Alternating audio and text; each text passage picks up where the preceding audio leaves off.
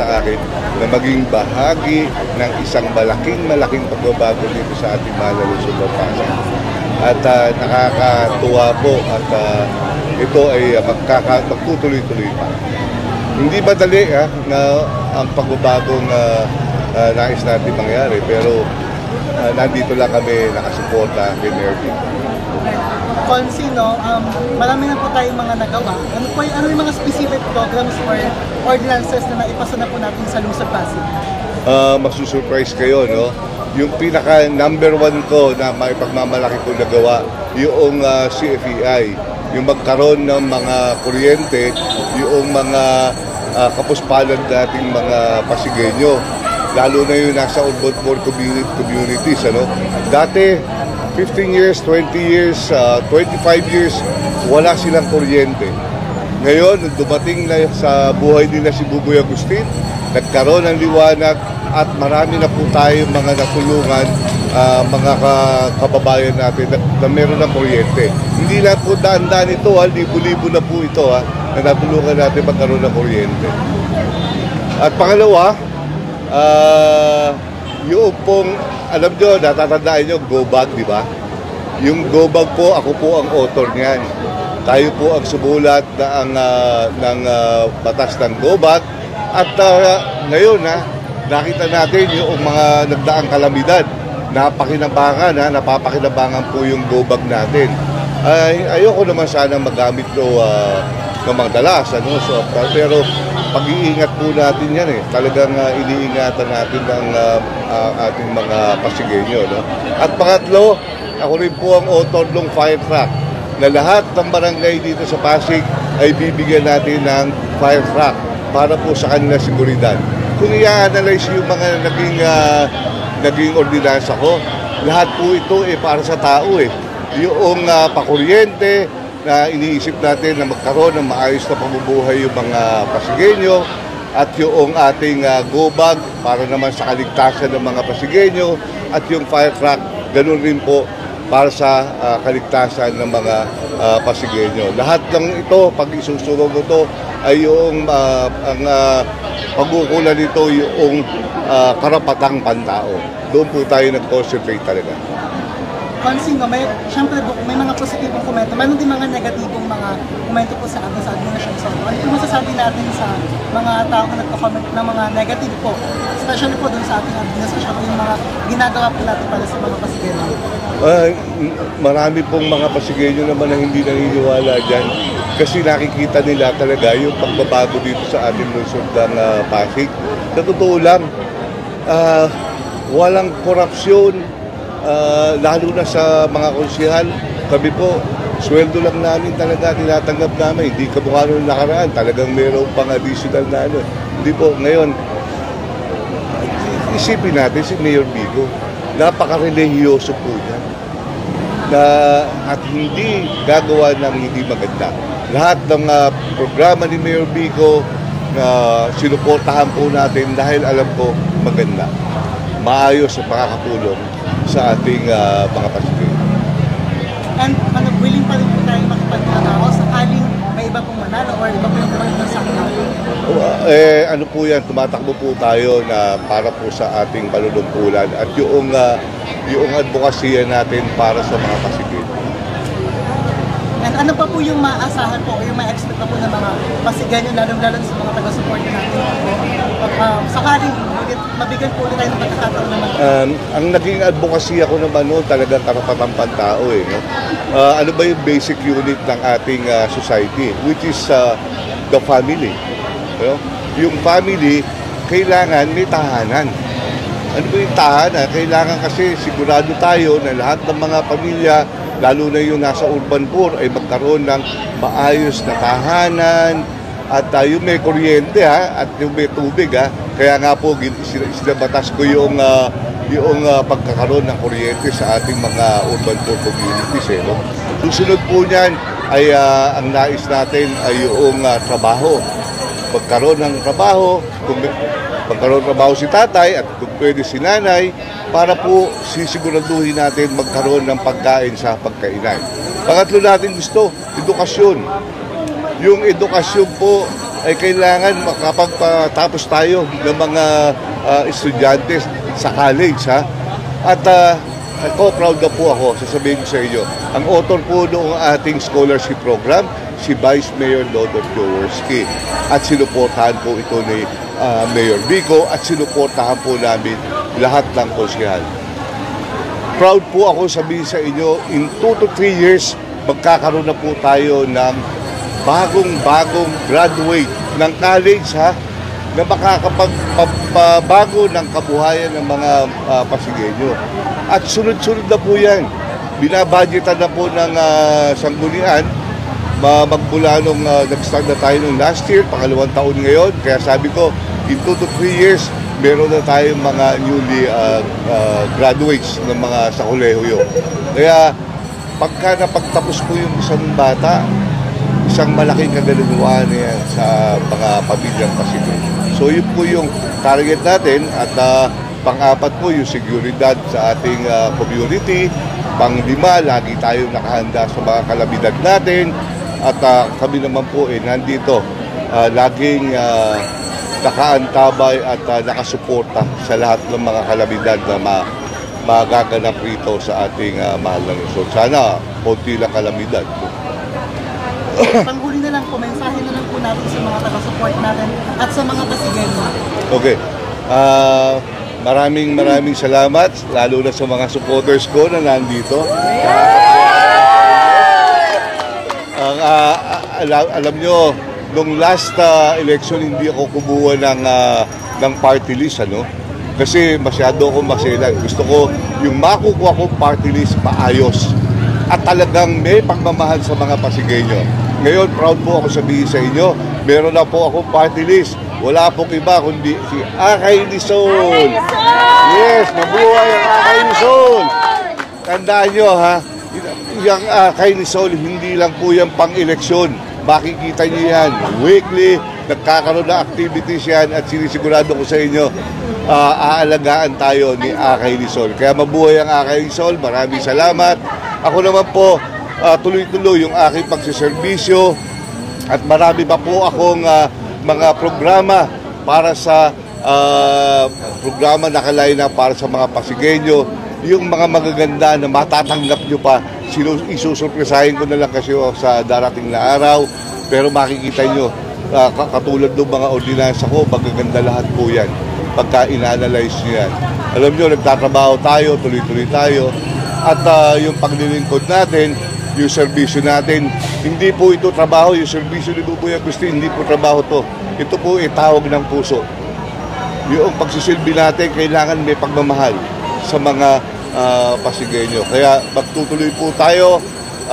Sana lang po hindi ko po kakayanin mag-isa yung aking pangarap. Pangarap nyo, pangarap ko, nais ko pong matupad ito. Hindi ko kaya mag-isa, kailangan ko po ang tulong rin ng bawat isa Pasigueño. So magtulungan po tayo, tulungan nyo ako para matulungan ko po kayo. Mga Pasigueño, Buboy Agustin po uli, maglilingkod po uli sa inyo. Maraming salamat po doon sa mga nagtiwala po sa akin. Thank you po. Smooth transaction yung nangyari. I guess, kumpleto rin ho kami ng mga dokumento at lahat. Kaya naman isang malinis at mabilis na transaction yung nangyari ngayon sa pagpa-file sa COMELEC. Compared with last filing nito, mas iba ngayon? Parang pareho lang naman because I guess we were prepared before everything else. Kaya naman ho, naayos lahat. Concept, why Giting ng Pasig ngayon pa rin? Why Giting ng Pasig? I think sabi ko nga, more than anything, Giting ng Pasig is not just a name. It's a vision, it's a principle, it's more than just a name, and it's more than just a personality. I think Giting ng Pasig stands and what will represent Pasig in the coming future. For sure, marami na po tayong mga nagawang mga programa o Yes. ordinansa para sa mga Pasigueño. Ano po yung mga nagawa na po natin? Sa mga Pasigueño, unang-una dyan yung Comprehensive Solo Parent Act na nagbibigay ng 1,000 kada buwan sa lahat ng solo parents. Yan po ay na-expand na natin.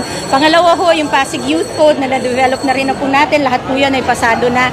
Pangatlo naman po, pinagmamalaki ko yung pag-institutionalize ng Family Week dito sa lungsod ng Pasig, at saka isa pa yung Claygo, tapat ko, linis ko, yan po ay isa nating sinulong at napasa na rin po natin. Sa pagkakataong ito, ongoing na po ang PWD code na ginagawa rin po natin. Siyempre, may mga nagtatanong din po, ano pa po ba yung ma-expect natin kay Konsihala Angelo de Leon? Marami pa ho. Sabi ko nga, malapit na tayo sa exciting part, patungo sa tuloy-tuloy na pag-agos ng pag-asa dito sa Pasig. Marami pa ho kasi marami pa rin talagang kailangan ayusin. As much as possible po talaga, ang gagawin lang ho natin ay makinig sa taong bayan kung ano pa yung kailangan. Kasi as we know, tayo naman ay tumatayo para sa mga Pasigenyo. And Konsi, meron na po ba tayong mga nag-isip na isulong pa na mga ordinansa, mga programa on the near future? Marami pa ho. And that would all depend sa pakikipag-usap. Tuloy-tuloy naman po ang participatory governance natin at syempre ang good governance na sinusulong natin. Kaya marami pa dahil ang gobyerno ngayon ng Pasig ay nakikinig. And Konsi, yun, hindi lang naman puro positive comment yung mga nakatanggap natin. Yes. Yung mga negatibo, ano masasabi po natin sa mga nagka-comment ng negative? It's a good balance. It's a good check and balance for us to do our part well. It's a good balance to do our service well. Hindi naman pwedeng perfecto lahat. At nakakatuwa ay every constructive criticism ay tinatanggap ho natin. At kung may basihan, babaguhin ho natin. And yun po, since it's an election, is competition din po. Ano naman po yung masasabi natin sa mga kapwa kakandidato din natin sa darating na election? Patas lang po.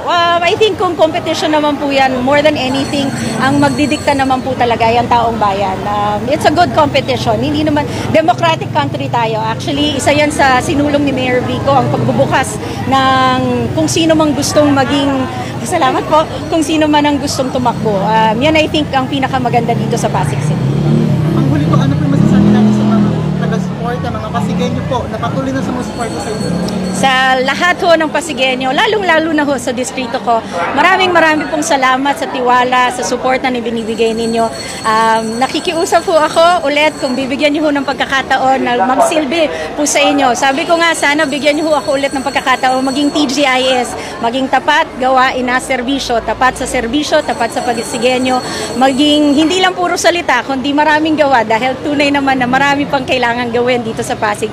At isa ang sana ho ay patuloy niyo po akong suportahan at bigyan ng pagkakataon kumalinga sa inyo bilang isang ina. At syempre, ang serbisyo, ang isang tapat na serbisyo na hindi nagsasawa po. So sana ho maraming salamat sa suporta ninyo. Thank you, District 2. Thank you po, Konsi. Thank you. God bless you guys. Salamat po. Thank you. Thank you rin po sa lahat ng mga vloggers at reporters dito sa ating lungsod ng Pasig. At nandito po tayo kasama yung aking pamilya, nandito po yung aking asawa, aking mga magulang. At syempre mga supporters po natin. Ayan po, sir po, may nagtatanong, kumusta po ba yung naging pag-file natin ng COC? Mabilis po ba compared with last election? Yes, oo. At maganda kasi nakakatuwa dahil part na tayo ng giting ng Pasig.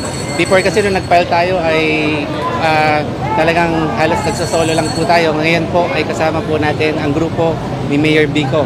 At alam niya naman po, noon pa man ay talagang yun na po yung ating ninanais na makasama si Mayor Vico, si Vice Dudut at syempre si Kong Roman Romulo.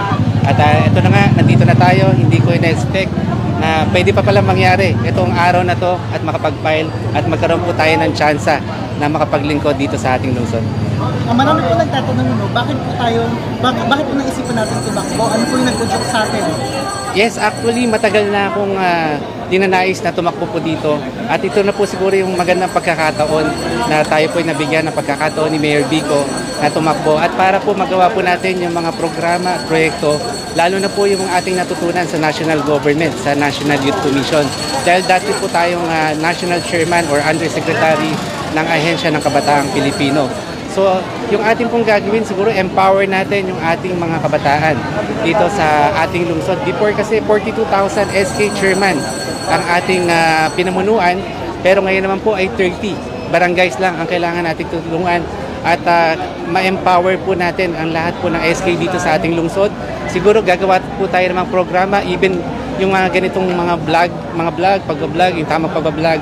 At siguro gagawa po tayo ng per barangay ng community journalism para lahat ng mga nangyayari po dito sa ating lungsod ay talaga pong mababalita dahil alam niyo naman po si Mayor Vico ay talagang transparent yung kanyang programang gustong magawa dito sa ating lungsod at walang tinatago, di ba? At lahat po ng mga programs, even po yung mga advocacy ng ating mga kasamang magiging konsehal, ay mailalapad na rin po natin. At siguro gagawa rin po tayo ng programa. Alam niyo na po yung programa ni Vice Dudut, yung isang sangguni. Siguro ano po natin kay Vice Dudut, siguro yung meron na tayong sangguni, pero meron na rin tayong mga programa na diretso na rin po sa mga tao, katulad po ng yung mga programa po ng city government ay ibaba na rin po natin rekta, di ba? At lahat po ng mga trabaho na pwede po natin maibigay agad at makikipag-coordinate po tayo sa lahat po ng mga negosyante dito sa ating lungsod para alam po natin yung mga pangangailangan ng ating mga negosyante dito sa ating lungsod at makinabang na rin po yung ating mga kababayan, di ba? Para lahat po ay nakalista na para pag-alis po natin sa lugar na barangay na pupuntahan po natin ay makapagbigay na po tayo ng rektang trabaho. At siguro ang sabi rin po sa atin ni Mayor ay pag-isipan din po natin ng programa yung mga kababayan po natin nandun sa Tanay Rizal. Kasi alam niyo naman po marami po tayong mga kababayan na nasa Tanay. Siguro papagandahin na rin po natin yung ating mga sidewalks. Diba alam niyo naman po yung programa ni Mayor Vico, yung Oplang Kaayusan. Siguro po-propose po natin na lagyan na rin po ng bricks yung ating mga sidewalks para mas maganda at gagawa po tayo for ano po natin kay Mayor na bumili na rin po tayong incinerator na paggawa ng plastic para yung mga kababayan po natin na nasa Tanay ay magkaroon na rin po ng livelihood program at mapapaganda pa rin po natin yung mga streets dito po sa ating lungsod. Ayun po, ang huli mensahe na lang po, lalong-lalo na po na bumalik po tayo, at tumakbo po ulit tayo bilang konsehal po ng Pasig. Ano po yung aasahan ng mga Pasigenyo po kay Ryan Enriquez? Yes, siguro sana ay ako po yung maging tulay ng pag-asa ng ating mga mamamayan dito sa ating lungsod. At alam niyo naman po, lahat ng mga nakikita natin na pwedeng magawa ay gagawin po natin kasama si Mayor Vico, Vice Dudut at Kong Roman Romulo. Ayos naman, maganda yung sistema nila. Ang part po, nag-file po tayo last, ang pwede naman po ba? Maayos din, pareho lang, maayos. They are well prepared. For sure, marami po nagtatanong mo, bakit giting ng Pasig? Bakit po ulit tayo tatakbo? Kasi ako noon pa man nung nakaraan, talagang nag-apply na ako sa Giting Kasi ako'y malaki ang pananiwala ko kay Mayor Vico. Ano po yung nagpo-joke sa atin na tumakbo? Alam nyo kung di nyo na itatanong, ako po'y dating kagawad ng Rosario, 2 term, no? So, ewan ko, wala naman sa dugo namin ang politika, pero siguro it's about time na maglingkod. Kasi ako po'y pa-retire na sa business, no? So, ang sarap kayong maglingkod. Hindi po ba naging mahirap sa atin na tatakbo po ulit tayo? May mga consideration po na inisip natin na tumakbo po ulit tayo ngayon. Ano po yung mga nagtulak sa atin na tumakbo po muli? Actually, I think there is an advantage, no? A big advantage. Kasi unang-una, nung time na yun, independent ako. Ako ngayon ay kasama sa Giting. So, ang laki ng advantage, may name recall tayo kahit papano. Naalala pa tayo ng tao. Sir, ano na po yung mga nagawa natin? You mentioned that you work on barangay level po. Ano na po yung mga nagawa natin mga programa o ordinance? Okay, during that time, ako po'y committee ko ang education kasi kung hindi nyo natatanong, ako po'y may school, no? Diyan sa Barangay Rosario, yung Inocencio School. So, committee ko po yung education. Kami po ng aking asawa ay nag-iikot sa Barangay Rosario na kung saan yung mga karamihan ng mga kabataan na hindi nag-aaral ay pinakikiusapan natin, no? Isa po nga doon ay yung mag-aral sila. So, ang dami pa sa education. And for sure po, meron na po ba tayong naisip ng mga programa or mga ordinances na isusulong po natin sakaling makaubigyan po tayo ng pagkakataong manalo po ng konsehal? Actually, tayo naka-align. I'm not so familiar pa sa mga programa, pero right now, priority ko pa rin po yung dalawa.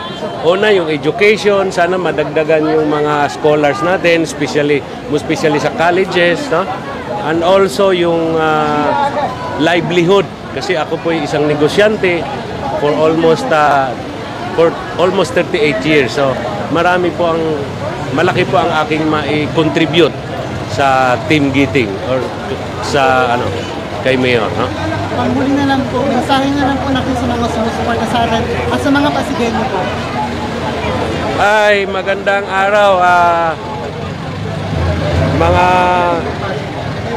sa lungsod ng Pasig, most especially sa mga taga Rosario. Happy Fiesta, Rosario. Meron po kayo gustong dagdag? Yun lang muna. Alright. Thank you po, Sir Maraming Warren. salamat. Thank you po. Maluwag naman, so far kami pa lang yung grupo ng Giting ng Pasig. And nakita ko doon sa mga nakapirma sa attendance sa District 2. Wala pa rin naman pong ibang nag-file. So medyo may maluwag naman rin po. And then yun, galing kaming office, bumaba kami to file. And then mamaya, babalik na ulit kami. May mga trabaho lang rin po na nando doon. For sure, marami po nagtatanong, bakit Giting ng Pasig pa rin? Bakit pa po tayo tatakbo bilang konsehal? Ano po yung nagtulak sa atin? First, Giting ng Pasig, we use this name since 2022. So, minabuti na rin namin na i-carry na rin siya ngayon as under Mayor Vico's team. Pero talagang Giting ng Pasig siya, first to convey the message, hindi lang tungkol sa amin yung politika, hindi lang tungkol sa amin ang public service. Tungkol ito sa bawat Pasigueño. Tungkol na ito sa Pasigueño ngayon at sa Pasigueño nang inaharap, ito pong nilalaban po natin. Kaya siya Giting ng Pasig at Giting ng Pasigueño. Tayo pong lahat sa atin. Maraming bagay ang nagtulak sa atin para tumakbo. Siyempre, nandyan yung kaalaman na rin po natin na kung paano po natin i-address through legislative ways.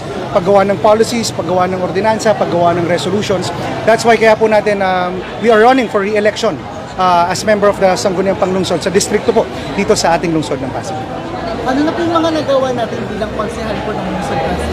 Yeah, first noong 2022 I had a campaign promise. First sa mga solo parents, second na magkaroon ng more inclusive government, and third, yung promise na maging transparent and accountable po ang bawat official ng gobyerno. First, balikan natin, as solo parents po, nakagawa na po tayo ng lokal na bersyon ng ating ordinansa together with Councilor Angelo, and sinigurado natin na mapondohan. In fact, ongoing na lahat ng programs sa yon, in line rin with the national government po. Pero ito sinigurado natin may pondo na galing po sa lokal na kung saan nagkaroon po ng kahit papaano subsidy po every month ang ating mga solo parents. And other than that, may mga pinupush pa po tayo na maging benepisyo na po ng solo parents. Second po, ibukas po or magkaroon tayo ng transparent government na hindi lang ho natin basta ibinukas, pati sa social media, ni-live natin lahat ng pondo na meron po ang ating lungsod.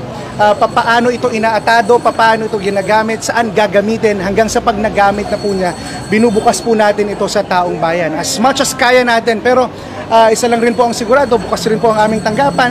Anytime na gusto po natin makakuha ng approved annual appropriations po natin, makikita po natin doon kung saan-saan at ano-ano yung mga programa. Pagdating naman po sa inclusive governance, binukas rin po natin, syempre, nandiyan na with the help of Coach Paul Senogat, and currently, naging committee chair na rin po tayo ng mga NGOs na sisigurado natin na participative ang government natin. In fact, mamayang 1:30 may CDC approval po tayo na inihahain po natin ang mga investment plan o mga investment program sa ating mga NGOs, sa ating mga constituents, sa mga barangay officials natin, kung ano-ano ang mga plano, mga programa at aktibidades ng atin pong lungsod sa mga darating na taon or sa current po na taon. At pangalawa, inihahain rin po natin sa kanila pagkatapos ng mga plano at mga programa na yun, magkano at kailan gagawin itong mga programa po naman na ito.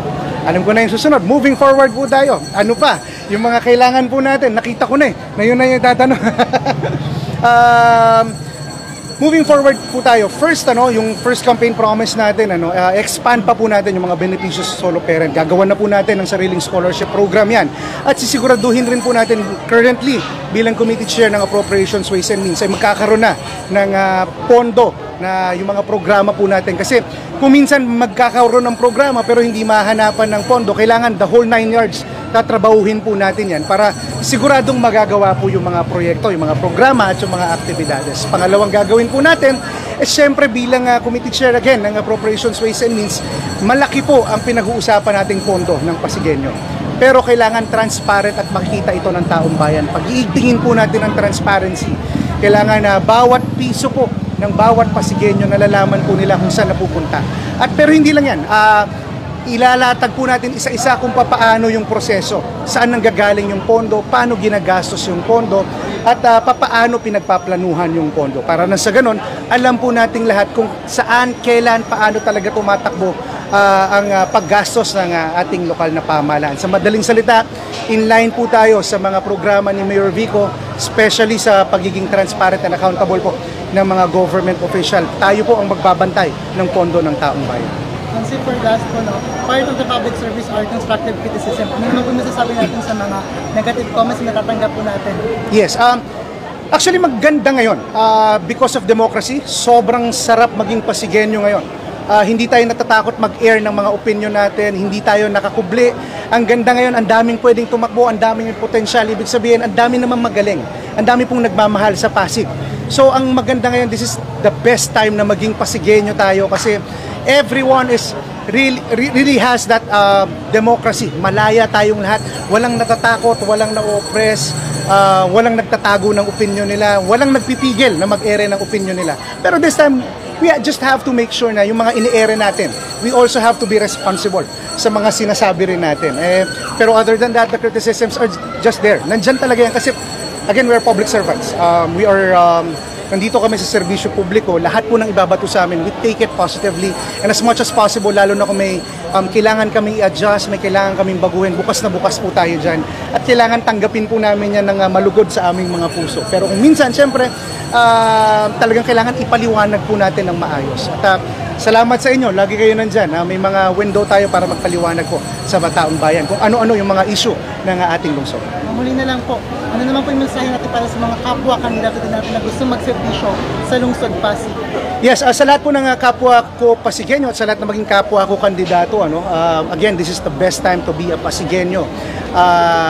Salamat sa nag-aalab ninyong interest na magsilbi rin sa ating lungsod. Sana rin po, anuman po ang mangyari sa eleksyon, panatiliin po natin na tayong lahat, isa naman po ang goal natin is yun ay maipaangat ang buhay ng Pasigueño ang ngayon at ang mga Pasigueño ng hinaharap. Ano pa po tayong gustong dagdag o mensahe po sa mga Pasigueño? Mabuhay po ang lahat ng Pasigueño. Again, ito po ay the best time. I-practice po natin ang ating demokrasya. Lahat po tayo malaya at take advantage natin yung eleksyon sa pagpili ng tama at maayos sa leader. Dahil tandaan po natin ang gagawin po natin ngayon ay hindi lang sa Pasigueño para ngayon, pero sa Pasigueño ng hinaharap. Mabuhay po ang bawat Pasigueño at God bless po sa inyong lahat. Right. Yes, okay naman po. A good job po sa ating Comelec team. Maganda po yung process. Okay po siya. Ay po, marami po nagtatanong mo, bakit nagawad po tayo ng incumbent, kagad po tayo ng Barangay Maybuna? Bakit po tayo tatakbo ng konsihan under ng leading ng Pasig team? Sa totoo lang po, sa tagal ko po nanunungkulan sa aking barangay. Pati ko, ready na po ako para magpatuloy po ito mula may bunga hanggang Distrito 2 po. Siyempre po, ba't po ako naging part ng giting? Kasi gusto ko po ipagpatuloy na simula ng aking mga magulang. Alam ko po, wala ho tayo na problema dyan at diretso po ang programa. Siyempre, full support po ako, 100% sa mga proyekto na ating Mayor Vico Soto. Ayun po, marami din po nagtatanong, ano na po ba yung mga nagawa ni Kagawad Bonnie po ng Barangay Maybuna po? At ano pa po yung magagawa niya para sa mga Pasigueño po? Yes po, nako, kung isa-isa medyo marami. Sample na lang po, ako po ay nagkaroon na ng projects po sa Barangay Maybuna itself. Pinangunahan ko dyan ang health, syempre. Nagkaroon po ako dyan ng mga ating kalusugan ng Pasigueño. May bunga. Nagkaroon ako may bunga, kalendarya may bunga para po sa mga malnourished kids. Siyempre, yung prego bag ko na ginawa ko sa may bunga para po sa mga buntis natin. Siyempre, labas naman po tayo na may bunga. Nagkaroon po ako ng aking mobile kitchen. Salamat po dyan sa ating mga sponsors. Mayroon din po ako dyan free passporting. Siyempre, ang pangatlo po, mayroon pa po dyan na cataract operations. Sabi ko lahat po yan ay maliit na budget na po ang ginamit kasi marami po tayong sponsors na gumagalaw po para dyan. Doon po nagpapasalamat po dahil po kahit po maliit ang budget, pwede hong magandang programa. Ayun po, meron na po ba tayong mga programs in mind or mga batas na gusto po natin isulong sakaling mapagbigyan po tayong maupo bilang konsihal? Yes po, isang gusto ko po dyan, tututuan ko po dyan syempre ang ating health at ang edukasyon. Bakit ho? Kasi alam ko po ang health at education ay magandang tandem. Handaan ho natin ang growth ng brain development ay kailangan po healthy tayo para ho tayo magkaroon ho ng magandang para ready sa pag-aaral nila. From 1 to 4 years old, yan po yung pinaka-critical po ng brain development. Yan po tayo tututok para po sa ating mga kabataan. Ayun po, since election na po, ano naman po yung masasabi natin sa mga kapwa kandidato natin na gusto rin magservisyo sa Pasig? Yan, good luck po sa ating lahat at syempre, maging malinis po at maayos po ang halalan. Meron pa po ba tayong mensahe para sa mga Pasigenyo, sa mga sumusuporta po sa atin po? Maraming salamat po at thank you po sa inyo lahat. Magkita-kita po tayo and please support us, Giting ng Pasig. Maraming salamat po. Thank you so much.